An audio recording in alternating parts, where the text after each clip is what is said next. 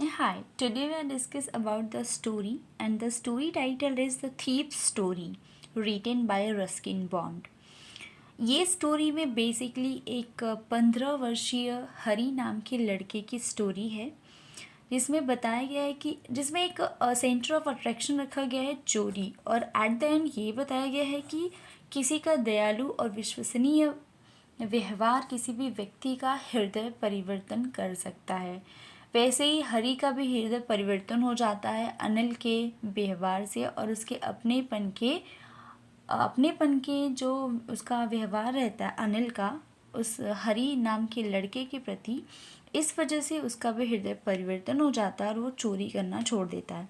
तो बेसिकली ये स्टोरी एक 15 वर्षीय लड़के की है। हालांकि वो 15 वर्ष का है लेकिन उसका जो एक्सपर्टीज़ है चोरी करने में, उसका अनुभव है वो बहुत ज़्यादा अच्छा है और बहुत ही वो सक्सेसफुल एक चोर है। ठीक है, एक एक बार क्या होता है कि वो I am telling this story in a very short form, okay, तो आप बस उतने ही वे से समझिए। तो वो लड़का रहता है और उसकी जो एक गांव में एक कुश्ती हो रहा होता है, वहाँ पे वो लड़का रहता है और वहाँ पे ही वो अनिल नाम के एक व्यक्ति से मिलता है जो कि बुक्स के बेचने और उसके प्रकाशंस को बेचने का काम करता है नॉर्मल सा। वो उस अनिल नाम के बंदे से मिलता है और वो कहता है कि आप मुझे सिर्फ खाना देना, ये कहता है हरी, क्या मुझे सिर्फ खाना देना, उसके बदले में मैं आपके घर में आपका काम कर दिया करूँगा। ये सुन के अनिल उस लड़के को अपने घर लेके चला जाता है। हालांकि हरी का जो मुख्य पर्पज़ रहता है वो उस अनिल को लूटना रहता है। वो उसके घर में चला जाता है और वो उसका जब तक उसको भरोसा नहीं हो जाता तब तक उसके घर में काम करता है, उसकी सारी चीज़ें आराम से करता है, उसको एकदम ट्रस्टेबल लगने लगता है, तब तक वो उसके साथ रहता है। और जैसे ही वो उस पर भरोसा करने लगता है, इतना भरोसा करने लगता है कि वो जब बाहर अपने काम के लिए जाता है अनिल, तो अपने घर की चाबियाँ वाबियाँ भी वो हरी को दे के जाता है। एक दिन क्या होता है कि वो किसी स्टोर पे जाता है अपनी प्रकाशंस की बुक को बेचने और वहाँ से वो एक रुपयों का नोटों का गड्डी लाता है और उसको अपने गद्दे के नीचे रखता है, जहाँ पे वो सोता है बेड पे, उसके गद्दे के नीचे वो रखता है। और ये सब होते हुए हरी देखता है, वो रुपयों को भी देखता है कि वो कहाँ पे उन रुपयों को रख रहा है। ठीक है, उसके बाद वो रात को सो जाता है हरी, अरे सॉरी अनिल, अपने गद्दे के नीचे एक नोटों की गड्डी को रखता है और सो जाता है। और हरी उसी रात उन नोटों की गड्डी को निकालता है और वहाँ से लेके भाग जाता है।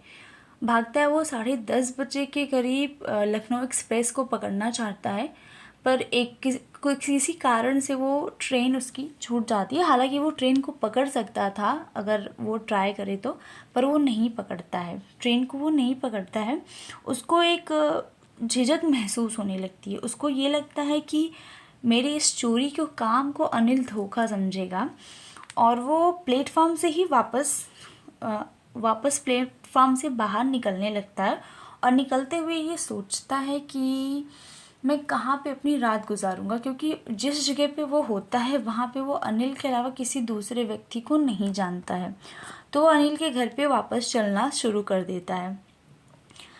वो चलता रहता है पैदल और रास्ते में बहुत भारी बारिश होने लगती है और बारिश में वो बुरी तरह से भीग जाता है और उसके हाथ में जो पैसे रहते हैं, मतलब जो पैसे वो लिए रहता है, वो भी भीग जाता है। और वो जल्दी से अनिल के जाता है पानी में भीगते हुए, फिर वो अनिल के रूम में वापस जाता है। तो वहाँ पे दरवाज़ा खोलता है और वो अनिल को सोया हुआ पाता है, तो वो गद्दे के नीचे भीगे नोटों को रख देता है।